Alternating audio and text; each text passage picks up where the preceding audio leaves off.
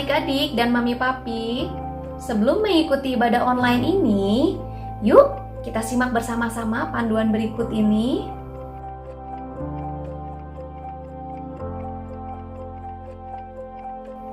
Mohon bimbingan mami papi saat anak-anak mengikuti ibadah online ini. Adik-adik, Tuhan hadir dimanapun, termasuk di rumah kita sendiri loh. Adik-adik, jangan lupa persiapkan Alkitabnya ya. Dan adik-adik sudah siap dengan pakaian yang rapi dan sopan, seperti sedang beribadah di sekolah minggu. Tetap semangat dan antusias mengikuti setiap instruksi dari kakak-kakak ya. Adik-adik bebas berekspresi dalam memuji dan menyembah Tuhan. Selama mengikuti ibadah, adik-adik tetap fokus dan tidak melakukan kegiatan yang lainnya. Siapkan hati dan sikap yang terbaik untuk Tuhan Yesus. Selamat beribadah. Halo teman-teman, Sarangeo, apa kabarnya teman-teman? Pasti luar biasa kan? Grace, kabar kamu gimana? Luar biasa, Yesus dahsyat. Yes. Teman-teman, sebelum mulai ibadah, mari kita berdoa dipimpin oleh Kayla. Teman-teman, mari kita bersatu dalam doa. Tuhan, terima kasih Engkau telah mengumpulkan kami bisa beribadah kepadamu lagi. Tuhan, walaupun secara online, berkati teman-teman kami yang ada di rumah, supaya bisa mengikuti ibadah online ini dengan baik. Terima kasih ya Tuhan, dalam nama Yesus, amin. Tuhan, ayo semua bangkit berdiri, kita angkat pujian ini. Ku istimewa. Kita semua istimewa di mata Tuhan. Grace istimewa, Audrey istimewa, adik-adik semua istimewa. Dunia boleh katakanku tak berarti. Dunia boleh katakanku bukan siapa-siapa, tapi ku hanya dengar apa kata Yesus. Dia katakan ku istimewa. Dari awal aja adik-adik ya. Dunia boleh katakanku tak berarti. Dunia boleh katakanku bukan siapa-siapa, Kita dengar kata Yesus. tapi ku hanya dengar apa kata Yesus. Yesus bilang apa? Dia katakan Aku istimewa. ku istimewa. Ku istimewa karena aku miliknya. Ku istimewa, berharga di matanya. Ku istimewa, Yesus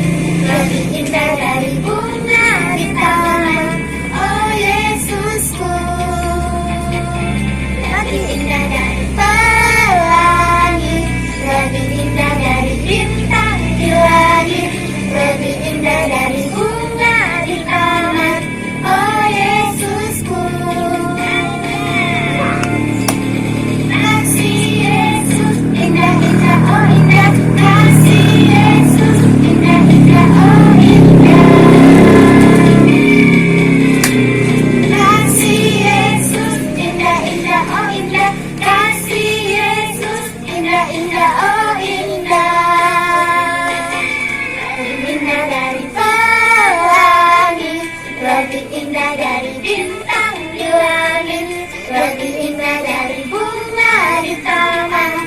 Oh Yesusku, indah dari langit, lebih indah dari bintang di langit, lebih indah dari bunga di taman. Oh Yesusku. Kita sudah memuji Tuhan. Saatnya kita menyembah Tuhan. Kita mau dengarkan firman Tuhan. Sama-sama kami ajak semuanya menyembah Tuhan. Kita sembah Dia, Raja di atas segala raja. Dia ajaib, Dia hebat, Dia luar biasa.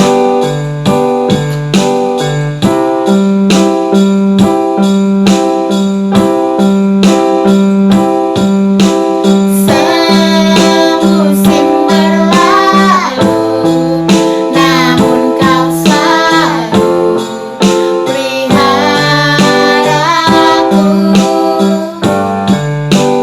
Siang setiamu tak pernah layu di hidupku.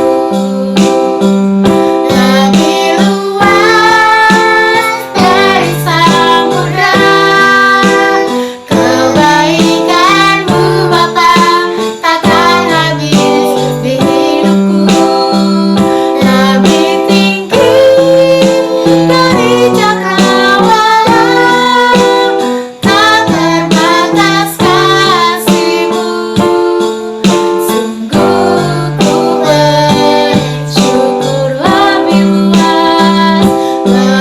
luas dari samudra, kebaikan-Mu Bapa takkan habis di hidupku. Lebih tinggi dari cakrawala, tak terbatas kasih-Mu. Sungguh ku bersyukur, tak terbatas kasih-Mu. Sungguh ku bersyukur, tak terbatas kasih-Mu. Sungguh ku bersyukur.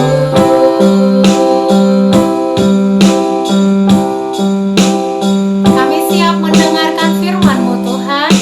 Ini kami, pakai kami untuk menjadi alat-Mu. Terpuji Engkau Tuhan, hanya di dalam nama Tuhan Yesus kami berdoa. Amin. Di dunia ini banyak hal yang tidak terlihat karena saking kecilnya, namun bisa sangat bermanfaat bagi kehidupan kita. Salah satunya adalah bakteri. Ya, bakteri ini sangat kecil, ukuran selnya sangat kecil. Untuk melihatnya, kita membutuhkan suatu alat yang khusus, seperti ini. Ini namanya mikroskop, alat untuk melihat sel bakteri. Apakah adik-adik mau melihat sel bakteri? Ayo, kita lihat sel bakteri. Jadi mana yang disebut bakteri ya? Adik-adik bisa lihat. Ini kita lihat di dalam perbesaran 100 kali. Kita lihat perbesaran yang lebih tinggi lagi ya.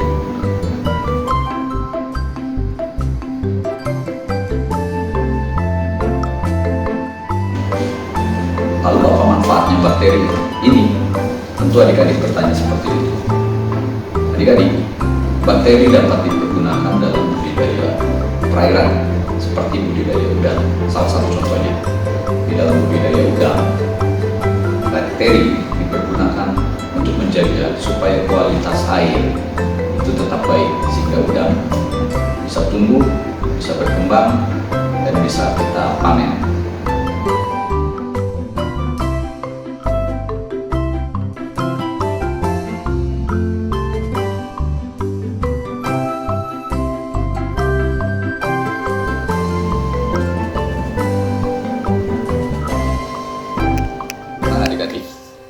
Di dalam Alkitab juga ditulis tentang sesuatu atau hal yang kecil dapat mengerjakan hal-hal yang luar biasa. Pasti adik-adik ingin tahu tentang apakah ini. Kakak mengajak adik-adik untuk bisa membacanya dalam 1 Samuel 17 ayat 1 sampai 58. Nah, kitab Samuel ini ada di Perjanjian Lama ya. Tapi kita tidak akan membacanya keseluruhan hari ini karena akan menggunakan waktu yang cukup panjang. Tapi kakak menyarankan agar adik-adik dapat menyediakan waktu untuk membacanya sendiri karena kakak percaya Alkitab itu keren dan adik-adik pasti diberkati. Baik, pada ayat pertama 1 Samuel 17 disampaikan bahwa tentara-tentara Filistin itu berkumpul di Sopo, suatu tempat di daerah Tanah Yuda. Tanah Yuda itu kepunyaan bangsa Israel, tempat tinggal bangsa Israel adik-adik. Bila suatu kelompok asing bersenjata memasuki suatu daerah yang bukan kepunyaannya, tentu kelompok ini memiliki maksud yang tidak baik. Ya, bangsa Filistin berencana untuk berperang dengan bangsa Israel adik-adik. Tentunya Saul sebagai raja waktu itu, raja Israel, mengetahuinya. Ia juga pastinya tidak tinggal diam, ia mempersiapkan pasukannya yang adalah orang-orang Israel yang terdiri dari 12 suku. Mereka berkumpul dan berkemah di lembah Tarbantin. Kita bayangkan ya adik-adik, pasukan bangsa Israel berada di sebelah sana, kemudian pasukan bangsa Filistin di sebelah sini, dan di antara pasukan tersebut Alkitab mencatat ada lembah di antara pasukan-pasukan yang berhadapan tersebut. Adik-adik, lembah itu adalah tempat datar yang biasanya berada di antara bukit atau gunung. Alkitab menceritakan tentang tampilnya juga seorang pendekar dari bangsa Filistin. Wah, apa ya pendekar itu? Kita bisa menganggap bahwa pendekar itu adalah sebagai tokoh yang selalu menang berperang. Tentara yang jago berperang ini memiliki tinggi badan 6 hasta. Tahukah kalian seberapa tinggi itu 6 hasta? Kalau kita bisa bayangkan rata-rata anak Indonesia yang berumur 10 tahun, rata-rata tingginya di antara 110 sampai 140 cm. Nah, tingginya pendekar Filistin ini kurang lebih 2 kali tinggi anak-anak Indonesia.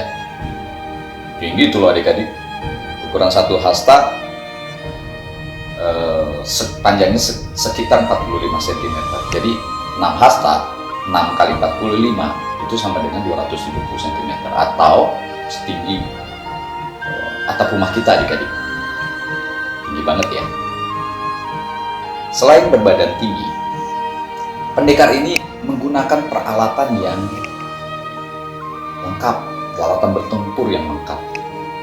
Nah, kita mencatat dia menggunakan ketopong tembaga untuk melindungi kepala dan matanya, baju jirah yang bersisik untuk melindungi badannya supaya pedang atau senjata-senjata tajam itu tidak bisa melukai tubuhnya. Bahan yang digunakan adalah tembaga adik-adik, sehingga tubuhnya terlindung dari bahaya-bahaya senjata tajam. Selain itu juga, karena terbuat dari tembaga, tahukah adik-adik berat baju dari pendekar ini? 57 kg adik-adik. Berat banget itu adik-adik. Selain itu juga, ia memakai penutup kaki dan membawa lembing yang terbuat dari tembaga juga. Lembing atau tombak adalah senjata perang yang bentuknya seperti anak panah, tapi besar. Ada matanya dan ada gagangnya. Biasanya digunakan untuk pertempuran jarak menengah ya. Lembing bisa dilemparkan juga untuk membunuh musuh yang jaraknya tidak terlalu jauh. Dan berat mata tombak yang terbuat dari tembaga ini adalah 600 sikal adik-adik, atau 6,8 kg. Untuk ukuran mata tombak itu berat banget adik-adik. Jadi menurut kalian siapakah tokoh pendekar ini? Pasti kalian sudah tahu ya dan mengingatnya. Pendekar Filistin ini dengan peralatan berperang yang super itu adalah ya benar, dia adalah Goliat adik-adik. Tidak hanya tampil untuk menunjukkan kegagahannya, Goliat maju dan menantang berduel kepada bangsa Israel. Tahukah adik-adik berduel artinya apa? Ya, Goliat mengajak berperang satu lawan satu.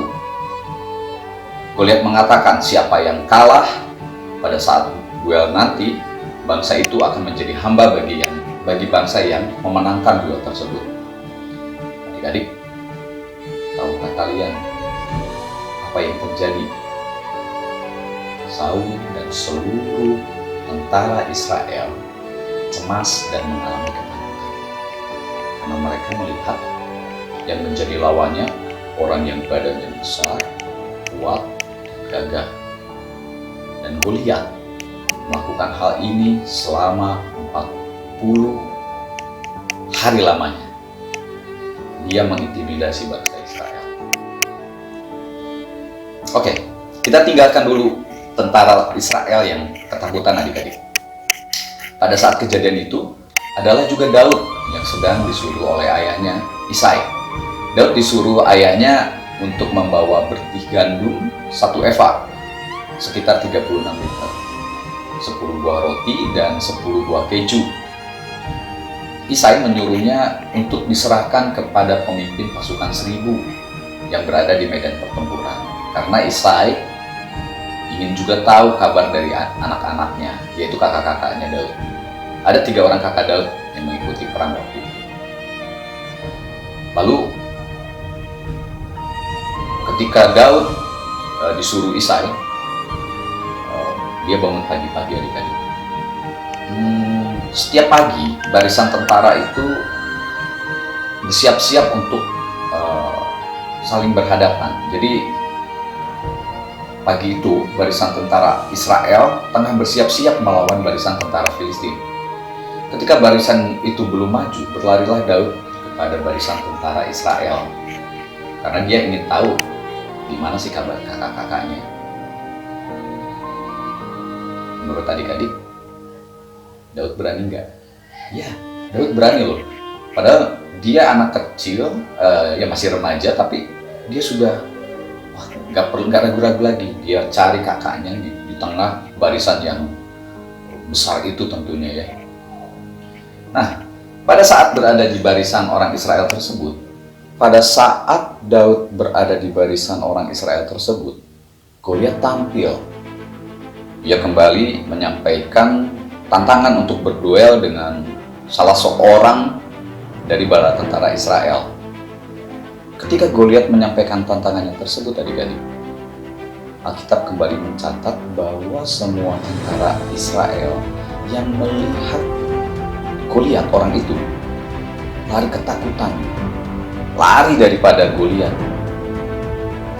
Wow, seserem itu ya Goliat. Lalu apa yang terjadi dengan Daud? Ketika didengarnya perkataan-perkataan Goliat, Daud bukannya menjadi rasa takut, dia malah bertanya kepada tentara Israel, siapakah orang yang tak bersunat ini sampai ia berani mencemoohkan barisan daripada Allah yang hidup? Ketika Goliat melihat perawakan musuh yang akan dihadapinya, Goliat merasa diremehkan dan Goliat mengutukinya karena Daud waktu itu masih remaja dan badannya pasti kecil gitu. Alkitab mencatat dia masih muda, kemerah-merahan kulitnya dan elok parasnya, ganteng gitu. Melihat musuhnya meremehkan dia, Daud tidak kecut dan tawar hati. Daud malah menguatkan dan meneguhkan hatinya sehingga dia berkata sama yang bisa kita lihat pada 1 Samuel 17 ayat 45 sampai 47.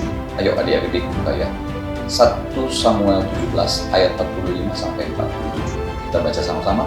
Engkau mendatangi aku dengan pedang dan tombak dan lembing, tetapi aku mendatangi engkau dengan nama Tuhan semesta alam, Allah segala barisan Israel yang kau tantang itu, hari ini juga Tuhan akan menyerahkan engkau ke dalam tanganku, dan aku akan mengalahkan engkau dan memenggal kepalamu dari tubuhmu. Hari ini juga aku akan memberikan mayatmu dan mayat tentara orang Filistin kepada burung-burung di udara dan kepada binatang-binatang liar, supaya seluruh bumi tahu bahwa Israel mempunyai Allah, dan supaya segenap jemaah ini tahu bahwa Tuhan menyelamatkan bukan dengan pedang dan bukan dengan lembing, sebab di tangan Tuhanlah pertempuran, dan Ia pun menyerahkan kamu ke dalam tangan kami. Wow, keren ya. Daud berani memperkatakan iman dan kepercayaannya terhadap Tuhan kepada para musuhnya.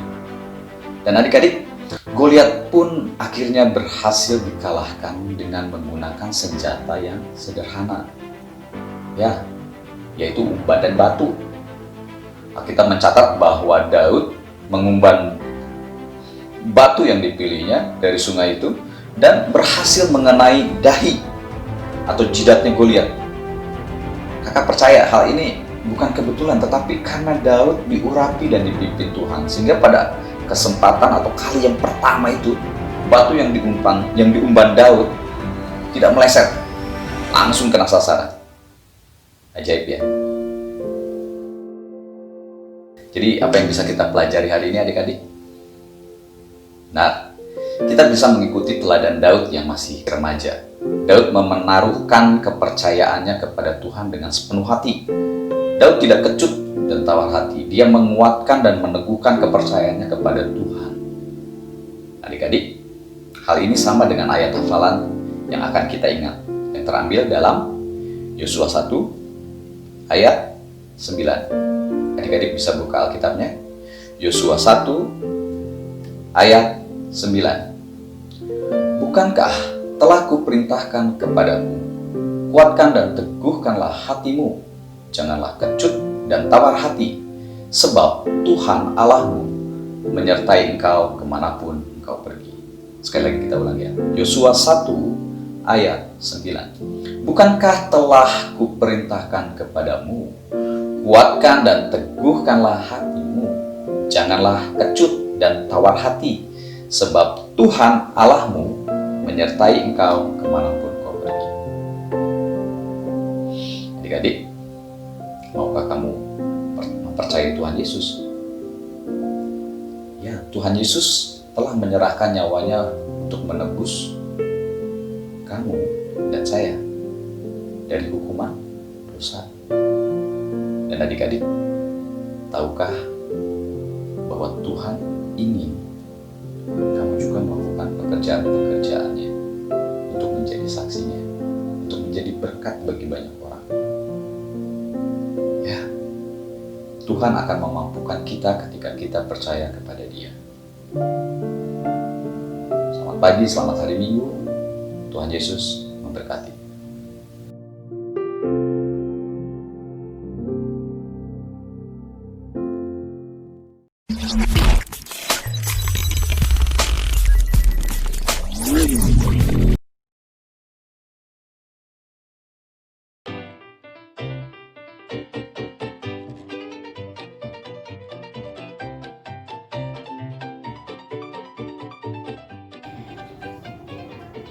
Bang, dan ngapain? Oh, abang lagi main ketapel. Abang juga boleh ikutan, boleh? Mau ikut? Yuk, boleh. Ayo.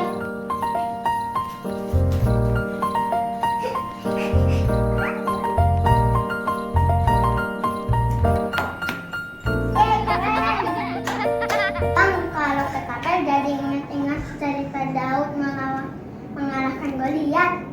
Bukan. Goliat itu dikalahkan oleh Daud menggunakan umban. Umban? Apa sih, Bang?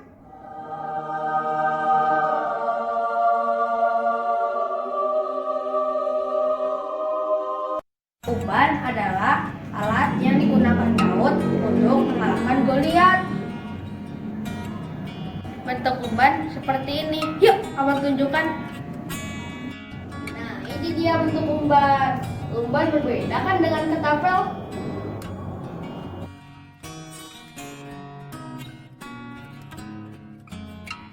berbeda, Bang. Iya. Sebelah kiri ketapel dan sebelah kanan umban.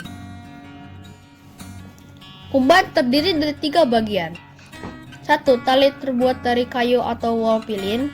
2. Tempat menyimpan batu terbuat dari kulit binatang. 3. Batu sebagai peluru yang akan dilemparkan. Umban digunakan dengan cara dilontarkan atau diputar di atas kepala lalu dilempar. Jarak lontar 375 meter. Ketapel digunakan dengan cara menarik tempat batunya. Emang umban ini ciptaan Daud ya, Bang? Bukan, umban sudah digunakan pada zaman dahulu. Daud menggunakan umban untuk mengusir binatang buas saat sedang mengembala. Jadi Daud sudah terlatih memakai umban ya, Bang? Ya, Daud sudah terlatih menggunakan umban. Wah, hebat ya, Bang. Daud bisa mengalahkan Goliat dengan memakai umban. Bukan, yang hebat itu Tuhan. Daud percaya kepada Tuhan. Ia diberikan kekuatan untuk melawan Goliat. Yang digunakan Daud apa ya, Bang? Kecil atau besar? Batunya batu kali. Besarnya mungkin lebih besar dari bola tenis ini. Beratnya 200 sampai 300 gram, setara dengan 4 butir telur ayam. Tahu nggak Alvaro? Daud membawa 5 batu kali. Konon katanya di Filistin ada 5 raksasa. Makanya Daud mengambil 5 batu. Satu raksasa, 1 batu, tepat sasaran. Wah, keren. Sejak awal, Daud percaya akan mengalahkan Goliat dengan 1 lontaran batu. Jadi kalau kita percaya kepada Tuhan, kita pasti akan menang ya kan? Kita akan menang jika kita percaya dan taat seperti Daud. Ayo, percaya dan taat kepada Tuhan.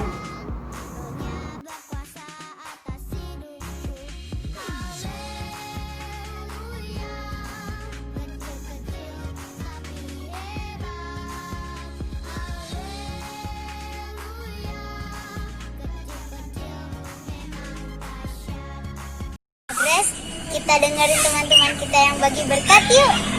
Yuk.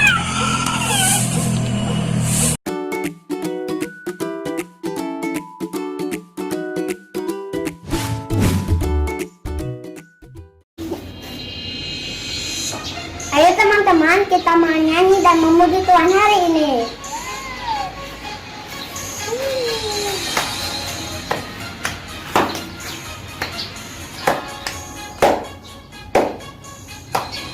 Jangan kau pandang tubuh kecilku, jangan kau lihat bentuk rupaku. Aku begini miliknya Tuhan, Rohnya berkuasa atas hidupku. Jangan kau pandang tubuh kecilku, jangan kau lihat bentuk rupaku. Aku begini miliknya Tuhan, Rohnya berkuasa atas hidupku. Haleluya, kecil-kecil tapi hebat. Haleluya, kecil-kecil memang dahsyat. Haleluya, kecil-kecil tapi hebat. Haleluya, kecil-kecil memang dahsyat. Ayo teman-teman, kita menyanyi dan memuji Tuhan 1 kali lagi. Kau pandang tubuh kecilku, jangan kau lihat bentuk rupaku. Aku begini miliknya Tuhan, Rohnya berkuasa atas hidupku. Jangan kau pandang tubuh kecilku, jangan kau lihat bentuk rupaku. Aku begini miliknya Tuhan, Rohnya berkuasa atas hidupku. Haleluya, kecil-kecil tapi tapi hebat. Haleluya, kecil-kecil memang dahsyat. Haleluya, kecil-kecil tapi hebat. Haleluya, kecil-kecil memang dahsyat.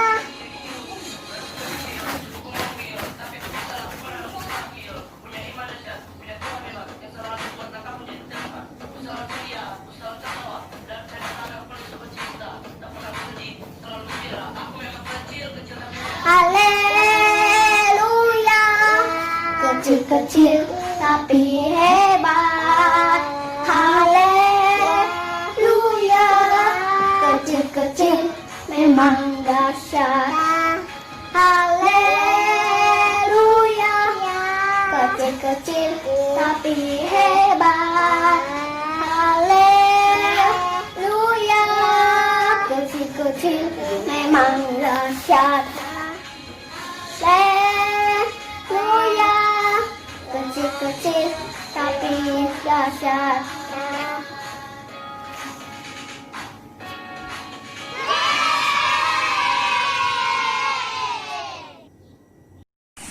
Adik-adik, kita sudah lihat teman-teman kita yang bagi berkat. Keren-keren ya. Nah, kalau mau bagi berkat, gimana caranya ya Audrey? Ya, caranya teman-teman gampang banget nih. Kalian tinggal kirim video-video kalian atau hubungi kakak-kakak sekolah minggu. Ya, saatnya kita selesai ibadah. Kita tutup doa. Kita berdoa bersama-sama ya. Boleh angkat tangannya? Kita berdoa. Tuhan Yesus, terima kasih kami sudah memuji Engkau, menyembah Engkau, mendengarkan firman-Mu. Terima kasih Engkau sangat baik, urapi kami sepanjang minggu depan Tuhan. Kami boleh bertemu kembali di ibadah dengan sukacita yang lebih besar lagi. Dalam nama Tuhan Yesus, sama-sama kita katakan,